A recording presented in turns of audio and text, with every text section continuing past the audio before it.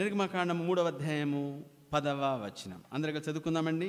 నిర్గమకాండం 3వ అధ్యాయము 10వ వచనం అందరం కలిసి.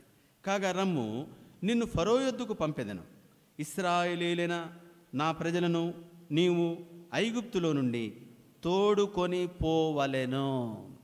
ఎవరితో ఈ మాట అన్నాడు? మోషేతో. ఎవరన్నారు? దేవుడు అన్నాడు. ఏమన్నాడు? మోషే రా, నిన్ను ఫరో యొద్దకు పంపిస్తాను. దేని కొరకు పంపిస్తాను? ఇశ్రాయేలులైన నా ప్రజలను నీవు ఐగుప్తులో నుండి తోడుకొని పోవలెను. మోషే నువ్వు రా. ఎక్కడికి? ఐగుప్తుకి వెళ్ళాలి. దేనికి వెళ్ళాలి? నా ప్రజలైన ఇశ్రాయేలులను ఐగుప్తు నుండి విడిపించి కనానుకు తీసుకొని వెళ్ళాలి. Very clear. ఎవరికి? మోషేకు. ఏమిటి పిలుపు? ఐగుప్తుకి వెళ్ళాలి. ఏమి పని?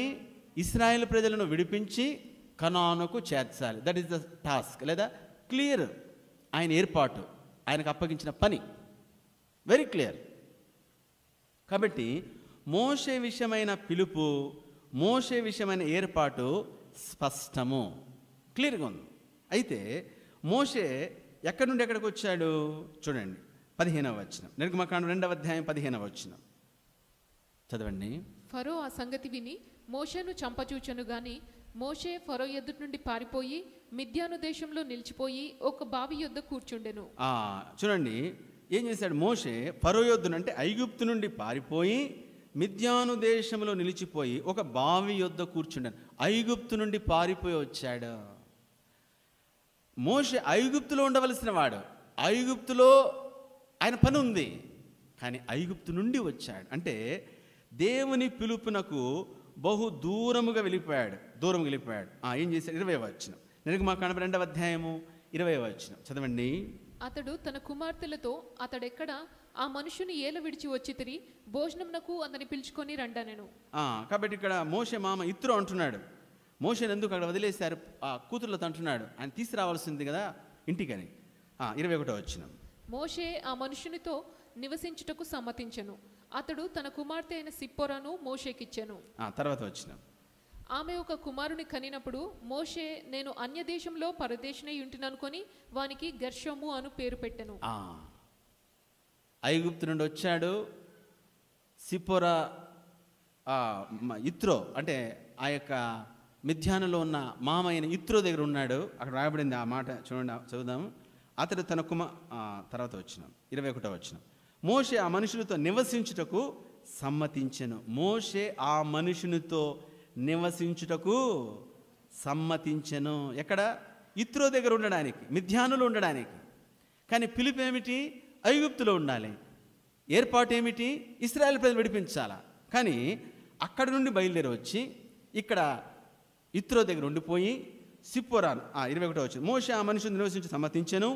అతడు తన కుమార్తె అయిన సిప్పోరాను మోషేకి ఇచ్చాను. సిప్పోరాను పెళ్లి చేసుకున్నాడు, హ్యాపీ.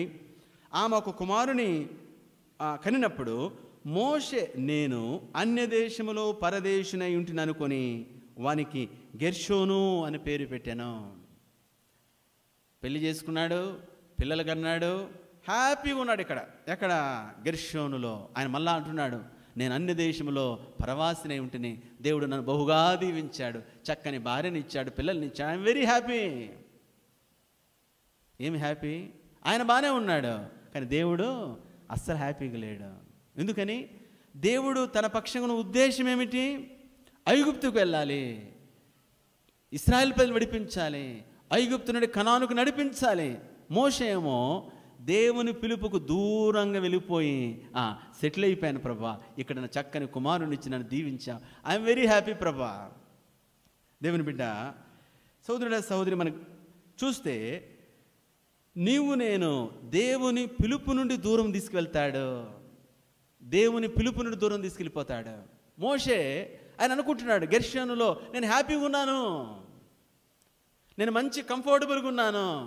అయితే దేవుడు అంటున్నాడు, మోషే నీ ఉండాల్సిన స్థలము మిద్యాను కాదు, అక్కడ ఏదో గొర్రెలు కాసుకుంటా నీళ్లు చేది ఆయనకి ఇస్తా, మా అమ్మగారికి ఇస్తామంటే చక్కటి అల్లుడు దొరికాడు, నీళ్ళు పోసిస్తున్నాడు, ఆ విధంగా పశువులు బాగా మేపుకుంటున్నాడు, పొద్దున పోతాడు పశువులు తీసుకెళ్తాడు, సద్ది మూట వేసుకెళ్ళి చక్కగా ఆడుకున్నాడు, అక్కడ కూర్చుంటున్నాడు, మరి ఏం చేస్తున్నాడో తెలియదు, సెటిల్ అయిపోయాడు. మా అమ్మగారు కూడా మంచి అల్లుడు దొరికాడు, అక్కడ ఉన్నాడు, ఎందుకు భోజనానికి పిలవలేదు, అంత మంచోడు వదిలేసి వచ్చారు, తీసుకొచ్చాడు. మా అమ్మ వెరీ హ్యాపీ, ఎందుకంటే మంచోడు దొరికాడు. సిపోరా కుమారుడు, ఎవ్రీథింగ్ ఈజ్ దేర్. అయితే అది దేవుని ఉద్దేశం నుండి బహు దూరంగా తీసుకెళ్ళిపోయింది. దేవుని బిడ్డ, దేవుని ఉద్దేశం ఒకటి ఉంటే నీవు అంటే సైతానుగాడు దేవుని ఉద్దేశం నుండి నిన్ను బహు దూరంగా తీసుకెళ్ళిపోతాడు, తీసుకెళ్ళిపోయి అక్కడ ఉంచేస్తాడు. ఆయన చిత్తానికి, ఆయన ఏర్పాటుకు, ఆయన పిలుపుకు, ఆయన ఏర్పాటుకు వేరైన దాంట్లో నిన్ను తీసుకెళ్ళిపోతాడు. నువ్వేమనుకుంటావు, అబ్బా ఏం ఆశీర్వాదం ఉంది, ఎంత చక్కగా ఉన్నాను, హ్యాపీగా పొద్దున్న లేస్తాను, గొర్రెలు తీసుకెళ్తాను, మేపుకుంటాను, సాయంత్రం వెరీ రెడీగా ఉంటే భోజనము, సాయంత్రం హ్యాపీగా కుమారుడితో ఆడుకుంటా ఉన్నాను, పాడుకుంటా ఉన్నాను, నాకేం ప్రాబ్లం లేదు.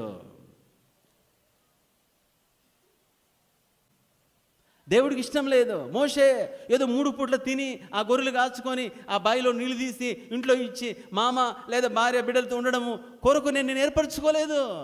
అది కాదు నీ ఉద్దేశము, నేను ఎంచుకున్న ఉద్దేశం అది కాదు నీ పక్షముగా. రమ్ము, నా ప్రజలైన ఇశ్రాయేలును ఐగుప్తు నుండి విడిపించి కనానుకు చేర్చాలి. That is your purpose, that is your life purpose. నీ జీవిత ఉద్దేశం అదే. కానీ నీవు ఆ ఉద్దేశానికి దూరంగా వెళ్ళిపోయావు. సోదరుడా, సహోదరి, నువ్వెవరైనా సరే దేవుని ఉద్దేశానికి దూరంగా ఉన్నావా? అక్కడ బాగానే ఉన్నాను, మోషకి ఏం ప్రాబ్లం లేదు, మోషకి ప్రాబ్లం అక్కడ ఏమైనా కంప్లైంట్ ఇవ్వట్లేదు, అక్కడ నో కంప్లైంట్. కానీ that is not the purpose.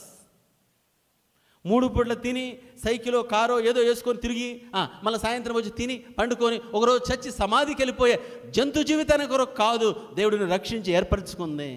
నేను I'm very happy, I'm very comfort, I'm very luxury. అది కాదు దేవుని బిడ్డ. ఒక ఉద్దేశము, ఒక పర్పస్ ఉంది. ముందు తెలుసుకోవాలి.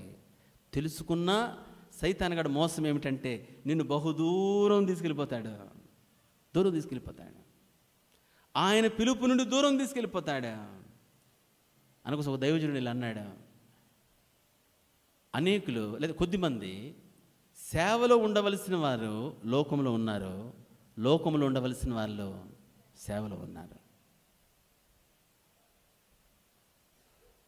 లోకంలో ఉన్నారు కానీ వాళ్ళు లోకంలో ఉండాల్సిన వాళ్ళు కాదు, ప్రభు కోసం నిలబడాల్సిన వాళ్ళు, ప్రభు ఎంచుకున్న వాళ్ళు. God has chosen people. కానీ లోకంలో వెళ్ళిపోయారు. ఒకవేళ నువ్వు అలా ఉన్నావేమో, దేవుడు దేని కొరకు ఎంచుకున్నాడో అది వదిలేసి లోకంలో అక్కడ ఇది సంపాదించాను, ఇక్కడ సంపాదించాను, అది వచ్చింది, ఇది వచ్చింది అనుకుంటూ తిరుగుతున్నావేమో.